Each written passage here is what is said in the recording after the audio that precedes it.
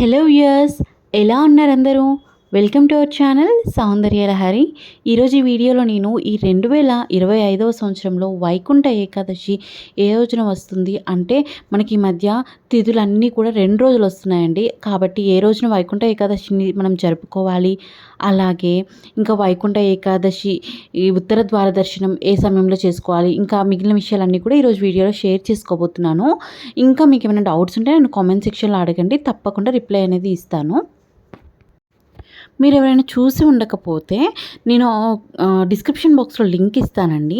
వైకుంఠ ఏకాదశి అనగా ముక్కోటి ఏకాదశి పూజను ఎలా చేసుకోవాలి అనేది నేను ఆల్రెడీ ఛానల్లో నేను పెట్టానండి. ఒక్కసారి డిస్క్రిప్షన్ బాక్స్ ఓపెన్ చేసేసి ఆ లింక్ మీద క్లిక్ చేస్తే మీకు ఆ వీడియో కూడా వస్తుంది.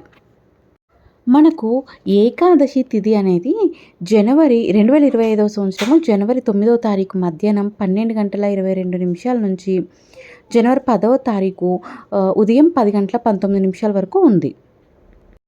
అయితే మన హిందూ కాలమాన ప్రకారం మనము ఏ తిథినైనా కూడా ఉదయము సూర్యోదయానికి ఏ తిథి అయితే ఉంటుందో ఆ తిథిని రోజంతా కూడా పరిగణిస్తూ ఉంటాము.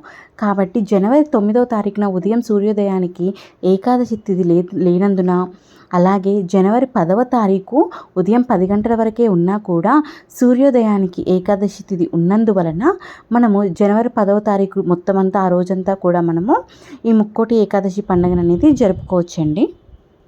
అయితే మనము ముక్కోటి ఏకాదశి లేదా వైకుంఠ ఏకాదశి పూజనైతే జనవరి 10వ తారీఖు ఉదయము 10:19 పూజనైతే చేసుకోవచ్చు.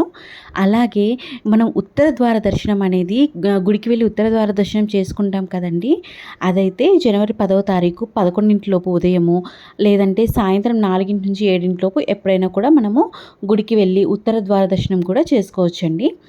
ఈ వీడియో మొత్తం చూశారు కదండి. అలాగే ఆల్రెడీ నేను వైకుంఠ ఏకాదశి పూజ విధానాన్ని నేను నా ఛానల్లో వీడియో పెట్టానండి.